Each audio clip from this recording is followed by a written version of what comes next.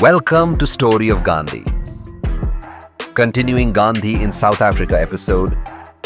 In South Africa, all Indians were coolies. Just as in India, people were first divided by caste, then by religion. This system of oppression wasn't accidental. It was carefully constructed and rigorously maintained through apartheid laws that were surgical in their cruelty. The apartheid system created different legal frameworks for different groups. One set of laws governed the indigenous tribal peoples. Another set governed Indians brought from Asia. And of course, Europeans had their own privileged legal status. The voting rights disparity tells the story most clearly. Out of 30,000 Indians living in South Africa, only 3,000 had voting rights.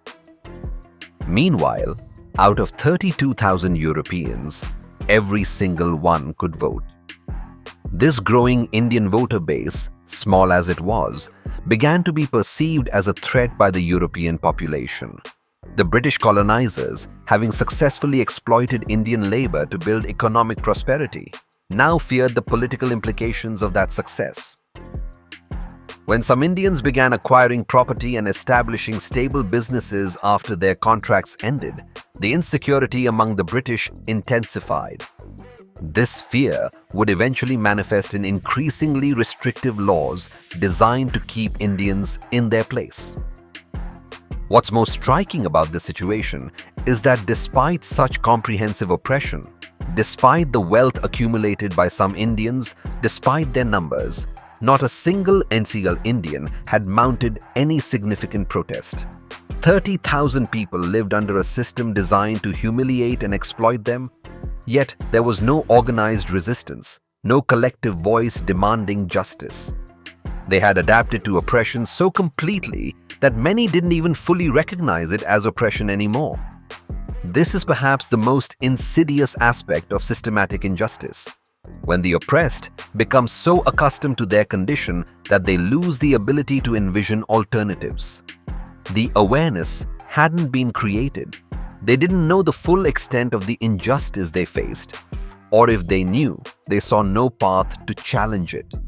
There's a powerful scene in the Bollywood film Lagan that captures this mindset perfectly. When village elders question Amir Khan's character about why he agreed to the seemingly impossible challenge of playing cricket against the British, worried about what disaster might befall them if they lose, he responds with a simple, devastating question. What life are you living now anyway?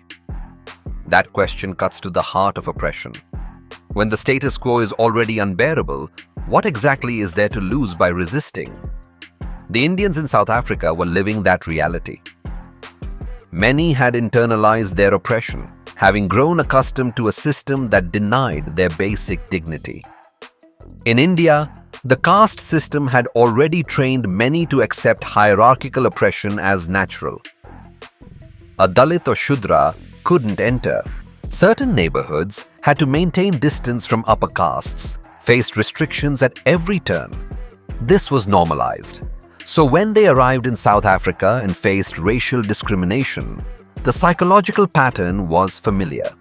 The oppression was different in form, but similar in function. This brings us to perhaps Gandhi's greatest and most overlooked contribution, one that resonates far beyond India's independence struggle. Gandhi showed the world that one person, without weapons, without money, without institutional authority, can resist injustice effectively. This revelation was revolutionary. Today, we have people who lack the courage to question a Gram Panchayat member about deplorable conditions in government hospitals or corruption in local schools. Yet these same people will spend hours on Facebook and YouTube writing elaborate essays about what Gandhi or Nehru did wrong decades ago. They'll criticize historical figures from the safety of their keyboards but won't walk down to their local government office to demand basic accountability. This disconnect reveals how deeply Gandhi's message has been misunderstood. He didn't just fight the British Empire, he provided a template for individual resistance that anyone could adopt. His philosophy gave power to individuals, not just organizations. This is why Gandhi continues to inspire people personally even when institutional Gandhism has failed. When you study Gandhi comprehensively, you discover someone who can transform multiple aspects of your life: discipline in eating habits, simplicity in clothing choices, economic prudence, social consciousness, and above all, the courage to stand up for what's right. The modern obsession with designer clothes and consumer culture stands in stark contrast to Gandhi's deliberate simplicity. If you watch reality shows like Big Boss, you'll see participants bringing trunks full of different outfits, each more elaborate than the last. This is precisely the kind of unnecessary material attachment Gandhi warned against.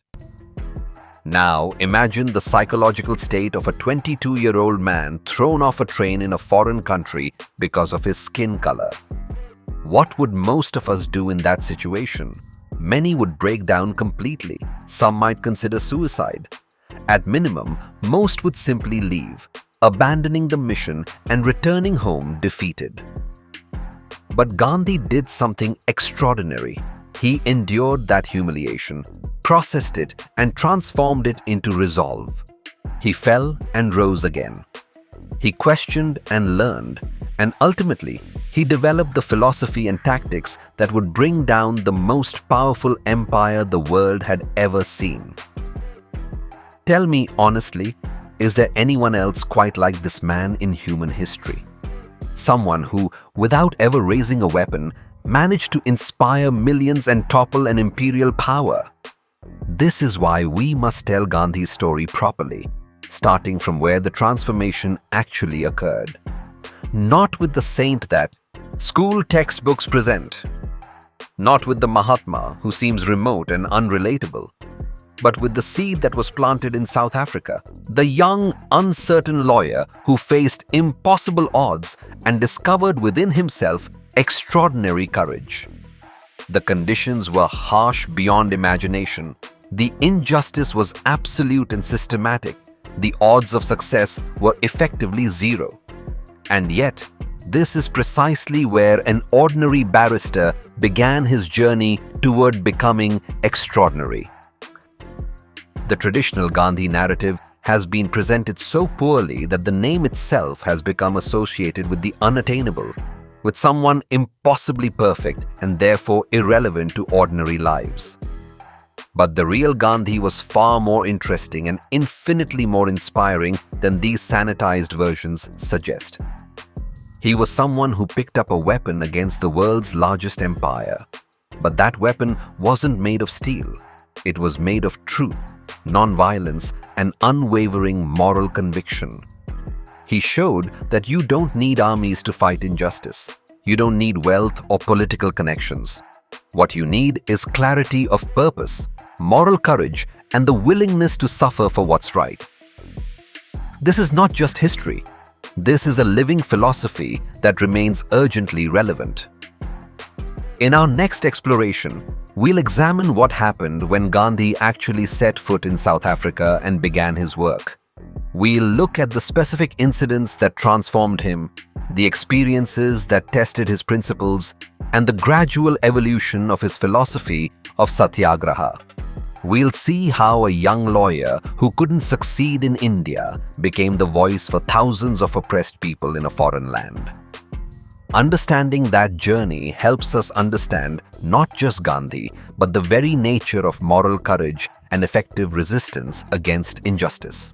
The story of Gandhi in South Africa is ultimately about possibility, the possibility that one person can make a difference, that truth can triumph over power, that non-violence can be more effective than violence, and that moral authority can challenge political authority. These aren't just abstract principles, they're practical tools for change that remain as relevant today as they were over a century ago. By studying how Gandhi developed these tools, by understanding the context in which they were forged, we gain access to a form of power that no government can legislate away and no oppressor can completely suppress. This is why Gandhi's story must be told properly, completely, and compellingly. because the world still desperately needs the lessons he learned and the path he pioneered.